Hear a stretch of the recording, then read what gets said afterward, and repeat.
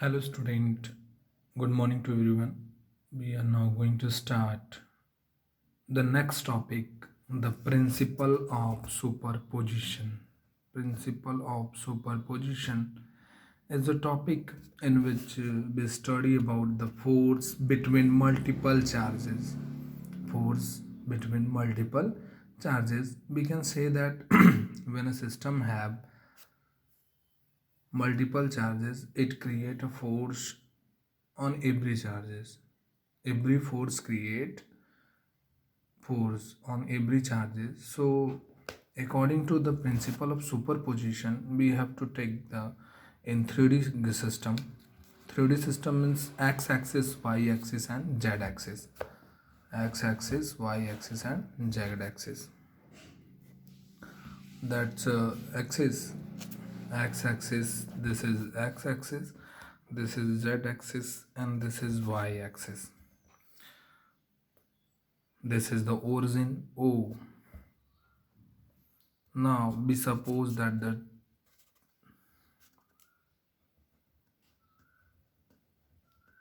now we suppose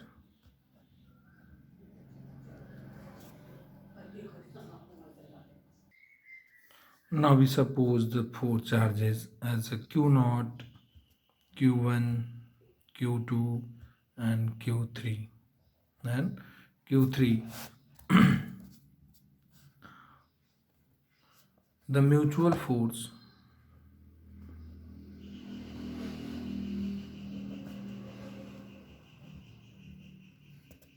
the mutual force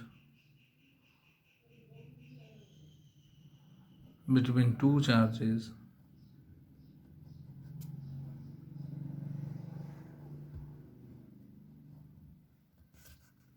sorry student, there is a mutual electric force between two charges is given by Coulomb's law. Is given by Coulomb's law.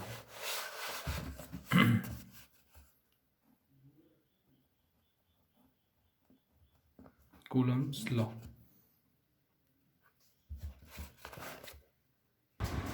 According to superposition principle, total force on any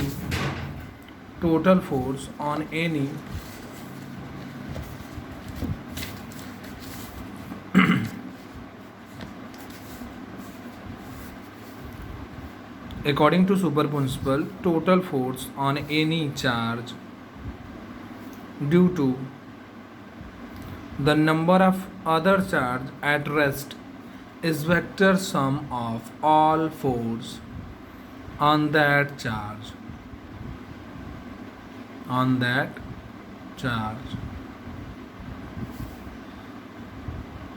due to other charge.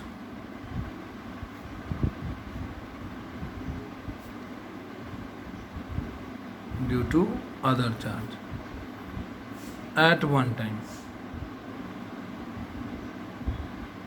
at a time or at a one time. Suppose that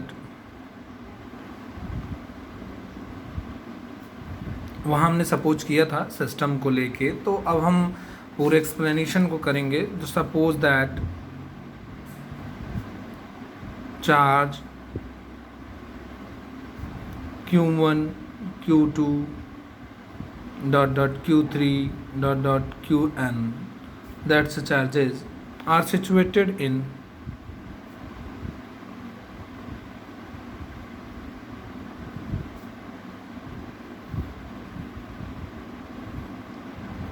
point with position vector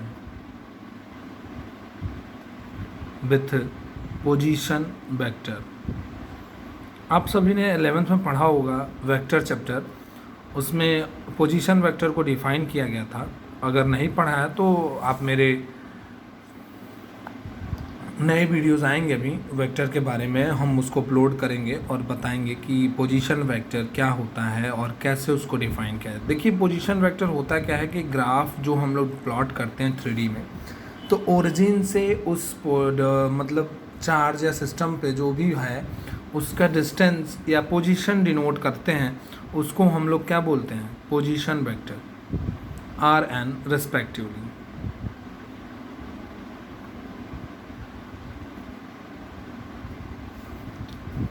with respect to origin, जैसे कि हम कोई भी position मानेंगे तो उसके respect हम लोग लेके चलेंगे। तो हमारे 3D सिस्टम में ये होता है कि जो ओरिजिन होती है उसी को हम लोग वहाँ से डिस्टेंस मानते हैं, वहाँ से पोजीशन मानते हैं। तो in rectangular origin of the rectangular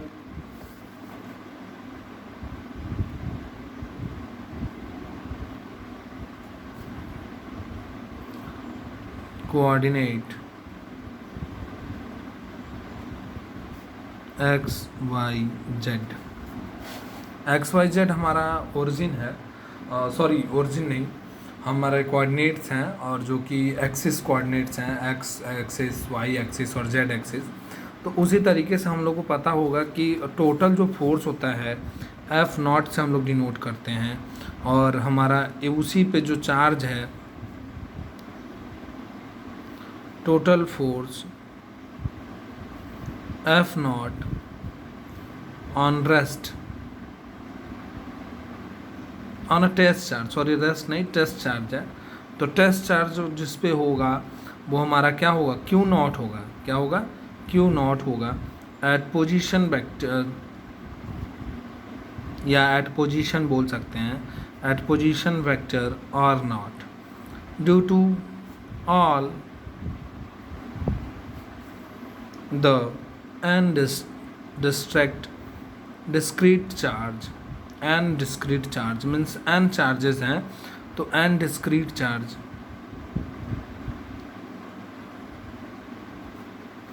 N discrete charge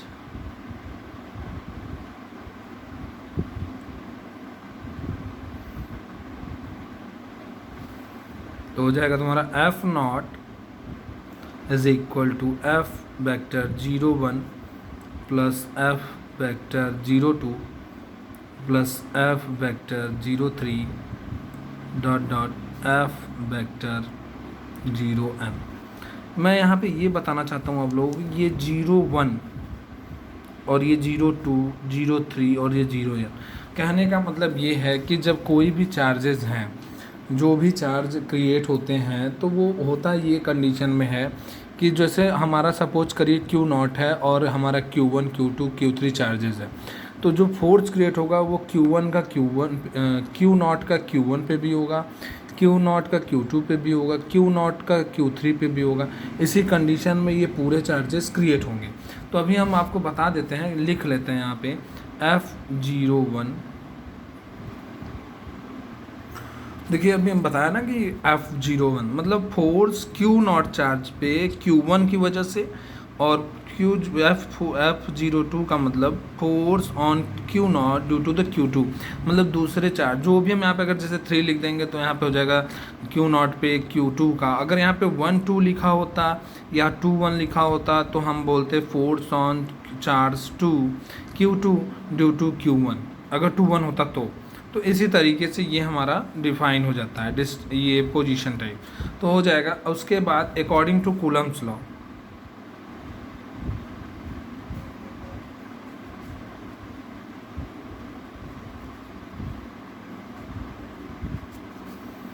according to Coulomb's law, F vector 0 1 is equal to 1 upon 4 pi epsilon naught into Q naught Q1 upon R1 0 square। मतलब अब हम जो डिस्टेंस लेते हैं वो हमारा 1 से 2 पे 1 से 0 पे होगा, तो इसलिए हमने यहाँ पे तो अभी 0 1 लिखा था, अब हम डिस्टेंस 1 से 0 लिखेंगे और उसी तरीके से वेक्टर कैप R 1 0 हो जाएगा। वेक्टर नहीं होगा, कैप होगा। अभी आगे वाला जब हम कूलम्स लॉ पढ़ा रहे थे तो उसमें बताए होंगे कि इसका मतलब क्या होता है। इसका मतलब ये होता है कि हमारा जो वेक्टर पोजीशन वेक्टर होता है और उसको उसके रेशियो से डिवाइड किया जाता है उसके डिस्टेंस को, तो ये कैप निकलता है। ये कांस्टेंट प्रॉपर्टीज़ के लिए यूज किया जाता है। Similarly force on Q naught due to Q2, then vector F02 is equal to 1 upon 4 pi epsilon naught into Q naught Q2 upon R square 2 naught vector R20 हो गया। ये equation number 2 इसको बना लें और इसको हमने इक्वेशन नंबर 1 बना दिया था। और प्रिंसिपल ऑफ सुपरपोजिशन हम बोल सकते हैं कि ये इम्पॉर्टेंट टॉपिक है। इसमें न्यूमेरिकल्स ज़्यादा आते हैं और कुछ ऐसा खास है नहीं। इसमें एक स्क्वायर वाला है वो क्वेश्चन ज़्यादा आता है और बाकी सब ऐसे आते रहते हैं। तो इसीलिए तरह हम करेंगे सो ऑन करके फोर्स जो होगा हमारा अगला F0 Q नॉट और QN पे, मतलब हमारा जो N चार्ज होगा उस पे मान लेते हैं। तो ये हमारा इंट्रोडक्टरी हो जाता है कि जैसे हम इसको आगे डिप करते चले जाएंगे और इसी तरीके से उस पे चार्ज क्रिएट होता चला जाएगा। तो सपोज दैट करके तो यहाँ भी हम लिखेंगे N0 और यहाँ पे हमारा हो जाएगा R कैप N0 हो जाएगा F not vector is equal to 1 upon 4 pi epsilon not. Bracket में क्या ले लेंगे कि हम इसी तरीके से पूरे इक्वेशन को सपोज कर लेंगे। ये थर्ड है तो फ्रॉम इक्वेशन 1 2 3 करके ऐसे कर लेंगे।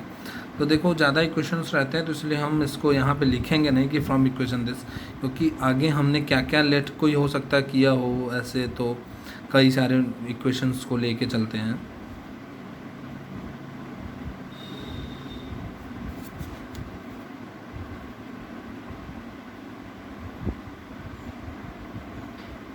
एकदम इजी है, आप लोग टेंशन मत लीजिएगा, आराम से कर लेंगे आप लोग।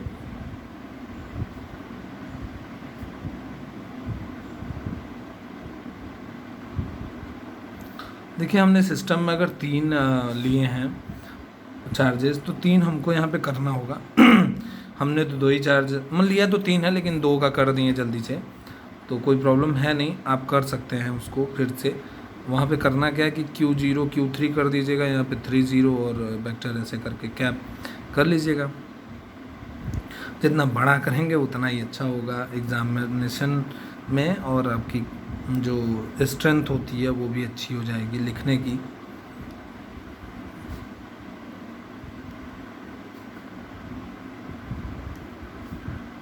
सिग्मा हम मान के चलते हैं क्योंकि ये हम इसको फिर पूरा मीन बनाते हैं उसका, तो जो मीन है उस पर क्लियर करते हैं। मीन जो सिग्मा साइन होता है वो मीन क्रिएट करता है। तो Q not to QI upon R square I0 cap I0 means हम ये शो करेंगे कि हमारा जो इक्वेशंस हैं वो कैसे है और क्या दिखा रहा है कि कितने वैल्यूज़ हैं I में, हम लोग सपोज मान के चलते हैं। इसी तरीके से इसको कर लेंगे।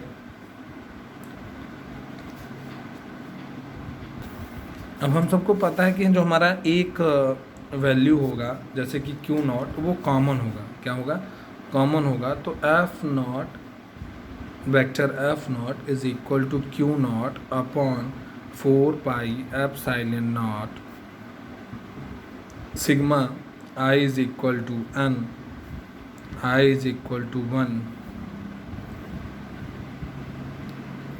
QI upon mod vector R not minus RI vector mod के पावर Q, और यहाँ पे हो जाएगा तुम्हारा ये R नॉट वेक्टर कैप को डिनोट करने के लिए जो कैप है उसको रिमूव करके हम लोग इस पे वेक्टर लगाते हैं कि कहाँ से कहाँ तक की पॉइंट पोजीशन को ये डिनोट करता है। समझ में आया? तो यहाँ पे हम लोग लिखेंगे नीचे the direction of net force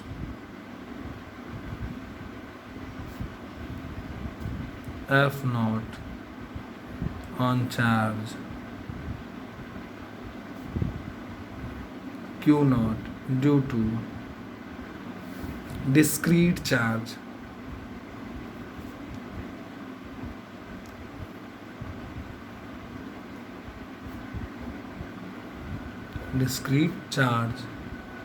can be determined using polygon law of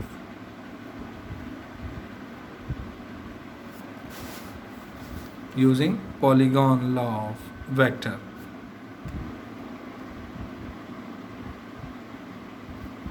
that's a clear student.